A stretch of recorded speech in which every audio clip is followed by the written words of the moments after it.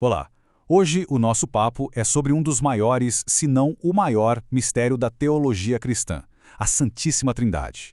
A gente parte de uma pergunta que é, convenhamos, fascinante.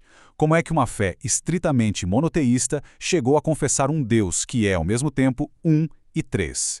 É importante deixar claro desde já que esta nossa análise tem um propósito didático, não apologético.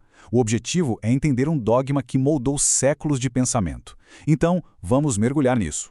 Para a gente não se perder nesse labirinto teológico, nosso roteiro vai ser o seguinte. Primeiro, a gente começa com um paradoxo histórico. Depois, vamos investigar a gramática, a linguagem criada para falar desse mistério. Em seguida, vamos definir a ortodoxia pelo que ela não é, explorando seus limites. Daí, mergulhamos nas dimensões de Deus em si e Deus para nós. Depois, analisamos alguns modelos e analogias que ajudam a visualizar o conceito e, por fim, a pergunta que não quer calar. Por que tudo isso importa na prática? Então, vamos lá. Nossa jornada começa bem no coração do monoteísmo, um pilar que, de repente, precisou se expandir para conseguir abarcar uma revelação nova e totalmente surpreendente. Se a gente olha para o Antigo Testamento, a mensagem é martelada ao tempo todo: Deus é um. É o famoso Shema Israel, uma verdadeira muralha contra o politeísmo da época. O foco total era na unidade. Só que aí chega o Novo Testamento. E a experiência da salvação com a vinda do Filho e a ação do Espírito meio que explode essa percepção. Não que a matemática de Deus tenha mudado, entende? Mas a compreensão de quem Ele é se expandiu de um jeito radical, a partir de suas ações para salvar o mundo. E aqui está o pulo do gato. Muita gente pensa que a doutrina da Trindade foi uma invenção filosófica, algo que veio muito depois. Mas não foi bem assim. Ela surgiu da experiência viva da igreja primitiva. Eles viviam a realidade de um Deus que era Pai, de um Filho Salvador Jesus e de um Espírito Santo que os movia. A doutrina, então, foi um esforço gigantesco para encontrar as palavras certas, para conseguir articular essa fé sem jogar fora o monoteísmo. E essa necessidade de articulação levou a igreja a desenvolver uma espécie de gramática teológica, um conjunto de termos muito precisos para conseguir falar sobre Deus com o máximo de cuidado possível. O primeiro termo-chave aqui é ousia, do grego ou substância, em latim. Ele responde à pergunta o que é Deus. Refere-se à essência divina, aquilo que Deus é em si, que é única, indivisível. É a ousia que garante que ao falarmos de Pai, Filho e Espírito, estejamos sempre falando de um único Deus. É o alicerce da unidade. O segundo termo é hipostasis, ou pessoa. Este responde à pergunta quem é Deus. E aqui, muito cuidado. Pessoa, nesse contexto teológico, não significa um indivíduo autônomo como a gente entende hoje. Refere-se a um modo de ser definido unicamente pela sua relação com os outros. O pai é pai porque gera o filho. O filho é filho porque é gerado pelo pai. A identidade deles é puramente relacional. E essa reflexão de Santo Agostinho é simplesmente genial, porque ilustra a humildade por trás desse esforço todo. A linguagem teológica não consegue esgotar o mistério. São termos escolhidos, como ele mesmo diz, para não ficarmos em silêncio. Um reconhecimento sincero dos limites da nossa linguagem diante do infinito. Para a gente solidificar o entendimento, um ótimo exercício é olhar para o que a Trindade não é. A posição ortodoxa foi sendo definida em oposição a outras interpretações. Isso ajuda a gente a ver os contornos dela com mais clareza.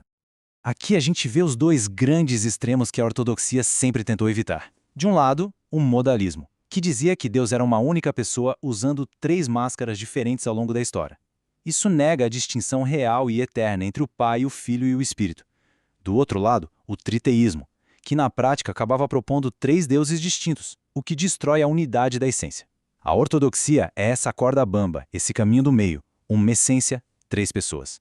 É a busca por um equilíbrio delicado, distinção sem separação, unidade sem confusão. Isso tudo nos leva a uma distinção teológica que é crucial para aprofundar a nossa compreensão: a diferença entre a vida interna de Deus e a sua ação no mundo. Os teólogos costumam diferenciar a trindade imanente da trindade econômica.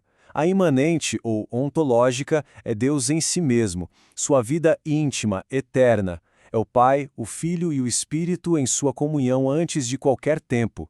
Já a econômica é Deus agindo na história, se revelando a nós, na criação do mundo, na cruz de Cristo, no dia de Pentecostes. E aqui a gente chega a um ponto culminante da teologia moderna, com o famoso axioma de Karl Rahner. O que isso quer dizer de forma simples?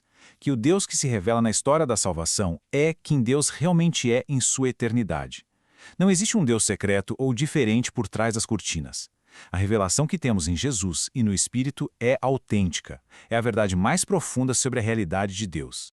Ok, com essas definições mais claras, agora a gente pode explorar algumas analogias, alguns modelos que os teólogos usaram para nos ajudar a vislumbrar essa realidade tão complexa. Uma analogia muito poderosa é a do teodrama. Imagina a história da salvação como uma grande peça de teatro. Nela, o pai é o autor, quem escreveu todo o roteiro. O filho é o ator principal, aquele que entra em cena e executa o plano com perfeição. E o Espírito Santo é o diretor, garantindo que a intenção do autor seja realizada e que a performance do ator realmente nos transforme. A cruz, em particular, é vista como uma janela para a vida trinitária. O grito de abandono do Filho na cruz mostra a distinção real que existe entre as pessoas. Ao mesmo tempo, a unidade do amor entre eles é mantido pelo Espírito, e a kenosis, que é esse autoesvaziamento de Cristo, revela que a natureza mais íntima de Deus é amor que se doa, um amor sacrificial.